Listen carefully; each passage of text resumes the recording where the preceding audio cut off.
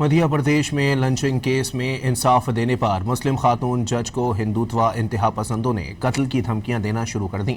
عمر قید کی سزا سنانے کے چند روز بعد ہی مسلم خاتون جج تبسم خان کو آن لائن ٹرولنگ اور ہراساں کیے جانے کا سامنا ہے۔ بی بی سی کے مطابق ٹرولنگ مہم میں اے آئی کے ذریعے بار بار جج کی مسلم شناخت کو نمایاں کر کے انہیں نشانہ بنایا جا رہا ہے۔ مدھیہ پردیش کی عدالت نے نذیر احمد لنچنگ کیس میں 14 نام نہاد گاؤں رکشکوں کو عمر قید کی سزا سنائی۔ یہ فیصلہ بھارت میں موب لنچنگ کے خلاف قانون کی حکمرانی اور مذہبی سیاست کا اہم امتحان بن گیا۔ پولیس ریکارڈ کے مطابق 2022 میں نذیر احمد مویشی منڈی لے جا رہے تھے۔ مسلح انتہا پسند ہجوم نے گاڑی روکی اور نذیر احمد کو بدترین تشدد کے بعد قتل کر دیا۔ بھارتی عدالت نے ٹھوس شواہد کی بنیاد پر تمام 14 ہندوتوا ملزمان کو عمر قید کی سزا سنائی۔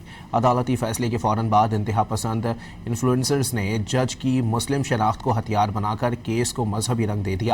ویڈیو پیغام میں انتہا پسند نے کھلی دھمکی دی کہ سزا یافتہ قاتل 10 دن میں رہا نہ ہوئے تو ملک بھر میں خونریزی ہوگی۔ بی بی سی کے مطابق گودی میڈیا بھی انتہا پسندوں کی حمایت میں سامنے آ گیا۔ متنازع بھارتی میڈیا سدرشن نیوز کی ایک اینکر سزا یافتہ قاتلوں سے اظہار یکجہتی کرنے لگیں۔